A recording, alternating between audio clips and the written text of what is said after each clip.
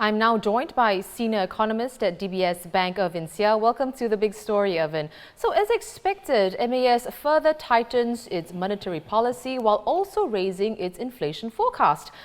Do those two things signal another round or two of more tightening in the coming months, maybe even before the next review in October?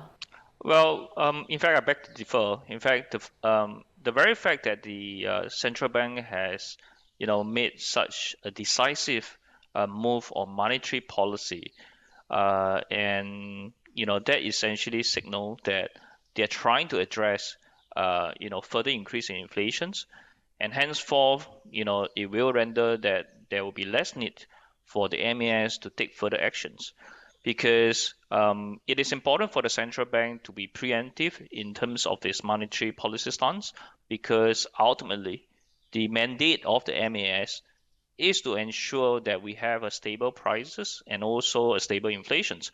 So by taking such a decisive actions, the hope is of course that it will be able to anchor inflation expectation and to tame the inflation trajectory.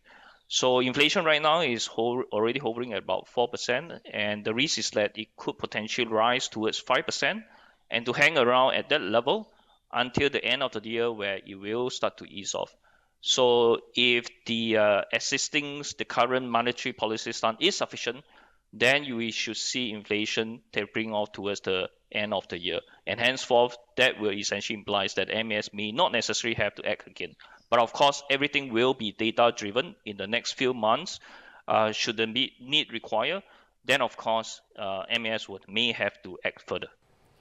Well, Irvin, MAS's statement says domestic demand will be the main source of growth. The 2022 GDP growth forecast stands at 3 to 5%. So what does this mean for our economy that's so trade reliant, so exports reliant?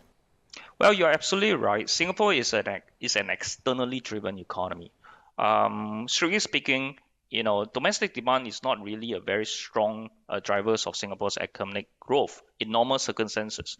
But that being said, we are also mindful that the government is easing COVID measures and also reopening the borders.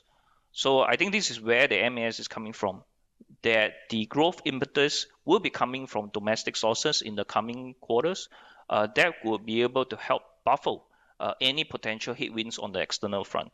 Now, indeed, we are seeing headwinds on the external front. Primarily, there are two, and there is one, the slowdown in China that we are seeing now.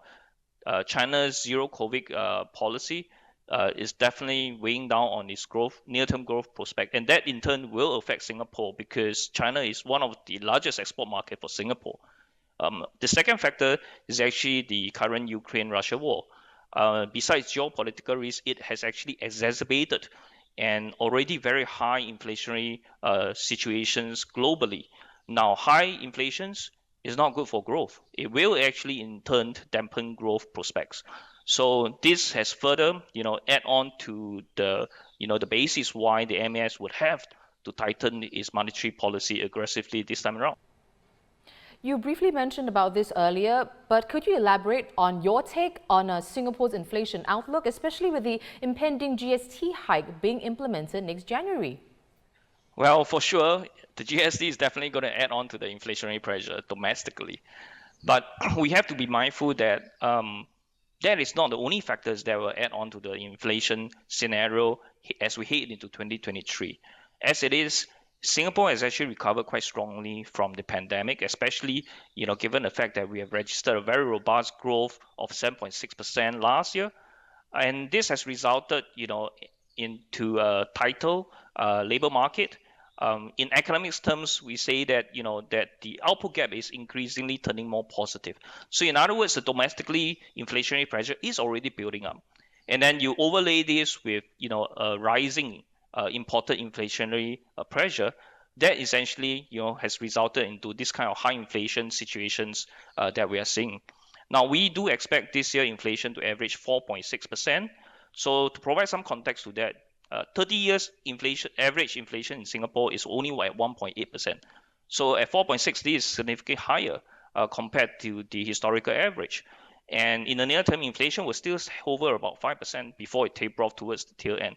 And next year, Inflation's, because of high base effect, it will actually ease off to below 4%. But that being said, even though inflation is easy on, it doesn't mean that prices will actually decline, because at the end of the day, inflation is, as we strictly define it, is a change in price.